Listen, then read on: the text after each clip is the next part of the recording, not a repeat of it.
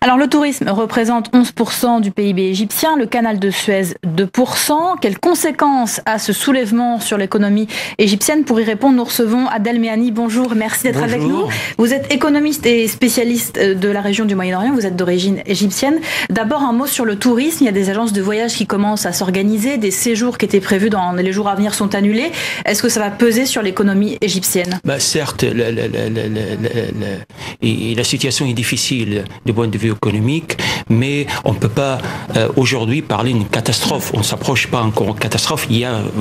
C'est vrai, il y a des dégâts, il y a des départs de plusieurs touristes, il y a des sociétés qui repatrient ses employés, mais dans ce contexte, ce qu'on appelle ça dans l'économie, c'est toujours des actions à court terme. Donc, on ne peut pas imaginer un scénario catastrophe suite à ces comportements à court terme. Et ce qui se passe exactement pour les autres aspects concernant la bourse et les réserves d'échange aux banques centrales d'Égypte.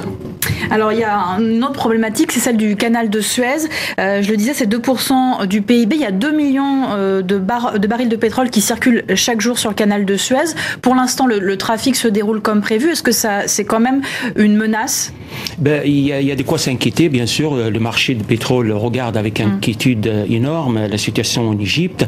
Il y a plus d'1 million de barils de pétrole qui transitent par le canal de Suez. Et le canal de Suez aussi pour l'Égypte est une source importante, la troisième source de vie.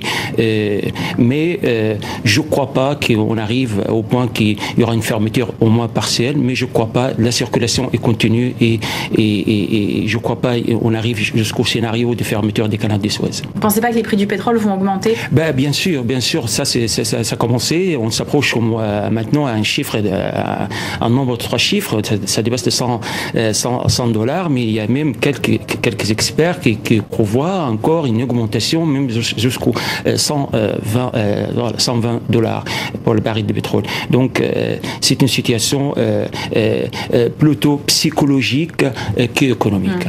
Peut-être un dernier mot sur le côté assez pratique pour les Égyptiens. Les banques sont fermées. Est-ce que c'est signe que le mouvement est en train de se durcir et que toute l'économie un petit peu attend fébrilement les suites du mouvement? C'est par protection, la décision de fermer les banques et la bourse, etc.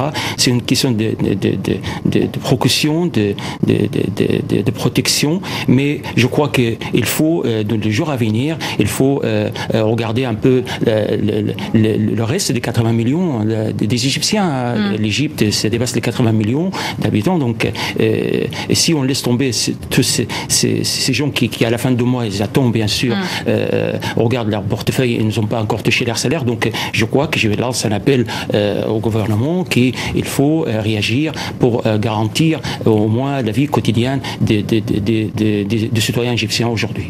Merci beaucoup, Adel Mehani, d'être venu réagir sur notre plateau. On en vient maintenant